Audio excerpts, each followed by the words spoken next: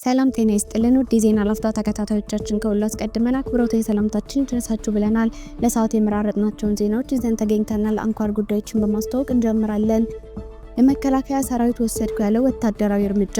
መከላከያ በመግለጫው በአማራ ክልል ሰሜን ሸዋ ዞን ባሶና ወረዳ ጽንፈኛ በሚል በታጠቁ ታጣቂዎች ላይ በተወሰደ ወታደራዊ እርምጃ ከ50 በላይ ታጣቂዎች መገደላቸው ተብራርቷል።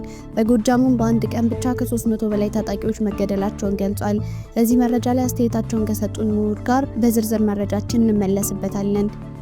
ፍቃድ ሳይኖራቸው በጅቡቲ የሚኖሩ ኢትዮጵያውያን ሀገሪቱን ለቃችሁ ውጡ መባላቸው ተነግሯል። ዝርዝር መረጃውን ይዘናል። ከውጭ ዜና ብሪክስ የአሜሪካን ዶላር የሚተካ የክፍያ ስርዓት ለመጀመር በዝግጅት ላይ መሆናቸው ተነገረ። እንመለስበታለን። ሁቲዎች የአሜሪካን አውሮፕላን አጓጓዥ መርከቦች ላይ ጥቃት መሰንዘራቸውን አስታወቁ። በዚህ መረጃ ላይና በሐማስና በእስራኤል መካከል አዲስ የተኩስ አቁም ድርድር ሊደረግ ነው። በእነዚህ ሁለት መረጃዎች ላይ ጠለቅ ያለ ዳሰሳ ስለምናደርግ እስከ ጥንክራችን ፍጻሜ አብራችሁን ቆዩ በማለት ቻናላችን ላይክ፣ ሼር እና ሰብስክራይብ በማድረግ እንድትከታተሉን አክብሮታዊ ግብዣችን ነው። አሁን በቀጥታ ወደ ዝርዝሩ እንሰዳችሁ። የመከላከያ ሰራዊት ወሰድኩ ያለው ወታደራዊ እርምጃ። የኢፌዴሪ ሀገር መከላከያ ከሰሞኑ በተደጋጋሚ በአማራና ኦሮሚያ ክልል የሚገኙ ታጣቂዎች ላይ ሰፋፊ ያላቸውን ወታደራዊ እርምጃዎች እየወሰደ ድልም እየቀናው መሆኑን አመልክቷል። እንደ መከላከያ ተደጋጋሚ ይፋዊ መረጃ የመንግስት የጸጥታ ኃይሎች በሁለቱ የሀገሪቱ ትልልቅ ክልሎች ውስጥ በሚንቀሳቀሱ የታጠቁ አካላት ላይ በወሰዱት ወታደራዊ እርምጃዎች በመቶዎች መገደላቸውንና የቡድን ጨምሮ የተለያዩ የጦር መሳሪያዎች መማረካቸው ተነግሯል።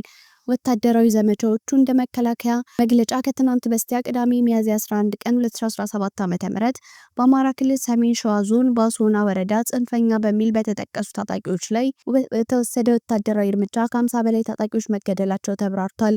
የመከላከያ ሰራዊቱ በጎጃም በአንድ ቀን ብቻ ባደረገው ወታደራዊ ኦፕሬሽንም ከ300 በላይ ታጣቂዎች መገደላቸውን ነው በዚሁ ትናንት በወጣው ተመሳሳይ መግለጫ የተመለከተው። እንደ መረጃው በእነዚህ ወታደራዊ ኦፕሬሽኖች ከ30 በላይ ታጣቂዎች ቆስለው የጦር መሳሪያቸው መማረኩ ተነግሯል። በዚሁ መግለጫ በኦሮሚያ ክልል ደግሞ በተመሳሳይ በሰሜን ሸዋ ዞን ደራ ወረዳ በቱቲ ቀበሌ እንዲሁም በሆሮ ጉዱሩ ወረዳ ጃርዳጋ ጃርቴ ወረዳ የአካባቢውን ሰላም ለማደፍረስ ሲንቀሳቀስ የነበረ ያለውን መንግስት ሸኔ ብሎ የሚጠራውን ታጣቂዎች ላይ መከላከያ በወሰደው እርምጃ በቁጥር ባይገለጽም በርካቶች መገደላቸውና መቁሰላቸው ተገልጿል። በተመሳሳይ ዜና በሰሜን ሸዋ ዞን ሂዳቡ አቦቴ ወረዳ በርካታ የጦር መሳሪያዎችን ተኳሾችን በቁጥጥር ስር መዋል የተቻለው ወታደራዊ እርምጃ መወሰዱን ሚያዝያ 8 ቀን 2017 ዓ.ም የወጣው መግለጫ ያትታል። ሚያዝያ 5 ቀን 2017 ዓ.ም የወጣው የተቃውሞ መግለጫም እንዲሁ በአማራና ኦሮሚያ ክልል በተለያዩ ዞኖችና የዞን ወረዳዎች በየክልሉ በሚንቀሳቀሱ ታጣቂዎች ላይ በተወሰደ እርምጃ ታጣቂዎቹ ላይ ኪሳራ መድረሱ ተጠቁሟል። የወታደራዊ ዘመቻዎቹ ውጤት። ለመሆኑ መሰል ወታደራዊ ዘመቻዎች ባለፉት 7 ዓመታት ሲወሰዱ ከቆዩት ወታደራዊ እርምጃዎች ጋር ሲነጻጸሩ ምን ልዩነት አላቸው? በአዲስ አበባ ዩኒቨርሲቲ የ3ኛ ዲግሪ እጩ የሰላምና ደህንነት ባለሙያ አቶ መብራቱ ገርጅሶ አይደለም ባይ ናቸው።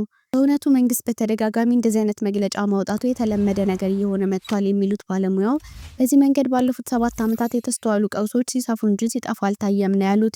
በተመሳሳይ ጉዳይ ላይ አስተያየታቸው የተጠየቁት የፖለቲካ ሳይንስ ባለሙያና ተንታኝ አቶ ሰለሞን ተፈራ ደግሞ የመንግስት ጸጥታ ኃይሎች ወደ ጦርነት ለመግባት የተገደዱበት ጉዳይ ላይ በማተኮር አስተያየታቸውን ያጋሩን። መከላከያ ሰራዊት ታጥቀው የሚንቀሳቀሱ አካላት ላይ ወታደራዊ እርምጃ እየወሰደ መሆኑ ይታወቃል። ኢትዮጵያ የሰላም ጦር ችግርን ጨምሮ ባሏት ልዩ ልዩ ችግሮች ላይ መንግስት የመወያየት የመደራደር ፍላጎት እንዳለው አውቃለሁ። ከዚህ አኳያ መንግስት ያቀረባቸው ጥሪዎች አመራሮችን በሚገሉና ትምህርት ቤትን ጭምር በሚያወድሙ በርካታ ተቀባይነትን በማጣቱ መንግስት እያደረገ ያለው በተሰጠው ኃላፊነት ተቋማትን ህግን የመከላከል ተግባር ነው በማለት መንግስት ታጣቂዎቹ ተገደው ወደ ድርድር እንዲመጡ እየጣረ መሆኑን እንደሚገነዘቡ አስረድተዋል። ፍቃድ ሳይኖራቸው በጅቡቲ የሚኖሩ ኢትዮጵያውያን ሀገሪቱን ለቃችሁ ውጡ መባላቸው ተነግሯል። በጅቡቲ የኢትዮጵያ ኤምባሲ በበኩሉ ከጅቡቲ የሀገር ውስጥ ጉዳይ ሚኒስቴር ኃላፊዎች ጋር ውይይት አድርጎ ውጤቱን ወቁልኝ ብሎ አቀርቧል። የጅቡቲ መንግስት ህጋዊ መኖሪያ ሰነድ ሳይኖራቸው በሀገሪቱ ውስጥ የሚኖሩ የውጭ ሀገር ዜጎች ከኤፕሪል 3 2025 እስከ ሜይ 2 2025 ባለው ጊዜ ውስጥ በፈቃደኝነት ወደ ሀገራቸው እንዲመለሱ፣ ይህን የማይተገብሩ ደግሞ በፖሊስ ኃይል ወደ መጡበት ሀገር እንዲመለሱ የሚደረግ መሆኑን ማሳወቁ ይታወቃል። ኤምባሲ ሚዲያችንም ከዚህ ጉዳይ ጋር በተያያዘ ከጅቡቲ መንግስት ከፍተኛ ኃላፊዎች ጋር በመነጋገር የደረሰባቸውን ውጤቶች ለዜጎች በማሳወቅ ላይ ይገኛል። በዛሬው ዕለት በተመሳሳይ ጉዳይ ላይ ከጅቡቲ ሀገር ውስጥ ጉዳይ ሚኒስቴር ኃላፊዎች ጋር የተደረገውን ውይይትና የተነሱ ሀሳቦችን ለዜጎች ለማሳወቅ ይህን ማስታወቂያ ማዘጋጀት አስፈልጓል።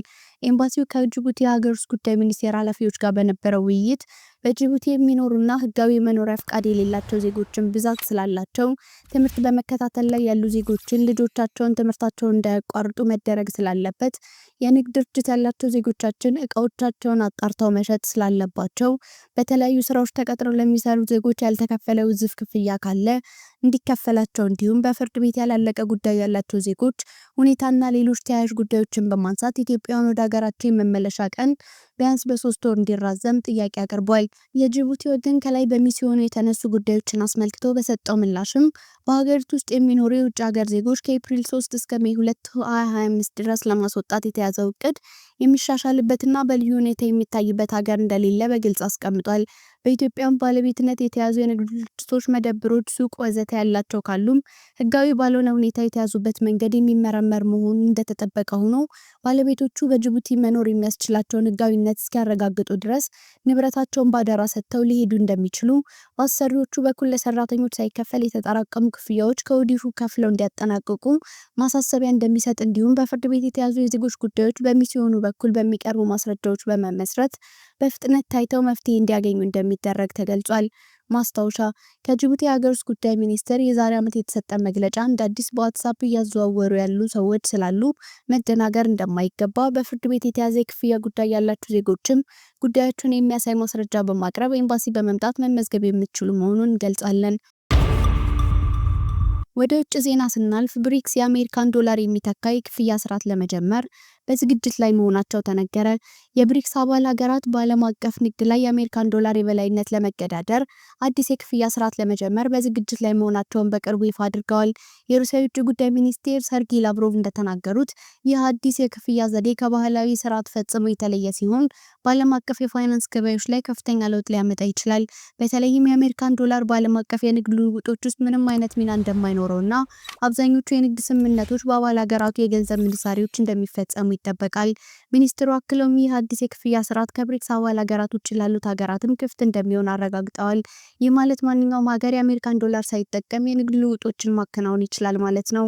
በተጨማሪም ይህ አዲስ የክፍያ ስርዓት በአሜሪካና በአውሮፓ ቁጥጥር ስር ባለው የስዊፍት የክፍያ ስርዓት ላይ እንደማይመሰረትና ይልቁንም ከውጭ ተጽዕኖ ነፃ የሆነ የራሳቸውን የክፍያ መድረክ ለመፍጠር እየሰሩ መሆኑን ገልጸዋል። ሁቲዎች የአሜሪካን አውሮፕላን አጓጓዥ መርከቦች ላይ ጥቃት መሰንዘራቸው አስታወቁ። ሁቲዎች በሁለት የአሜሪካ ኢላማዎች ላይ ጥቃት መፈጸማቸውን የየመን ቡድን ወታደራዊ ቃል አቀባይ ያህያ ሳሪ ተናግረዋል። በአሽኬሎ እና በኢሙ አልራሽራሽ ሁለት ኢላማዎች ላይ ወታደራዊ እርምጃዎችን በድሮኖች ወስደናል ሲሉ ሳሪ ይፋ አድርገዋል። የአሜሪካን አውሮፕላን አጓጓዥ የሆኑት ትሩማን እና ቪንሰን እንዲሁም የባህር ኃይል መርከቦቻቸው ተመተዋል። ቀደም ሲል የአሜሪካ ጦር በየመን ታዋቂ የሆነውን የገበያ ቦታ ላይ በቦምብ በመምታት ቢያንስ 12 ሰዎች መሞታቸው ይታወሳል። የትራምፕ አስተዳደር ጥቃቱ ቡድኑ ለዓለም አቀፍ የንግድ ልውውጥ ዋነኛ መተላለፊያ በሆነው በቀይ ባህር ላይ የሚያደርሰው ማስፈራሪያ እንዲያቆም ለማስገደድ ያለመ ነው ብሏል።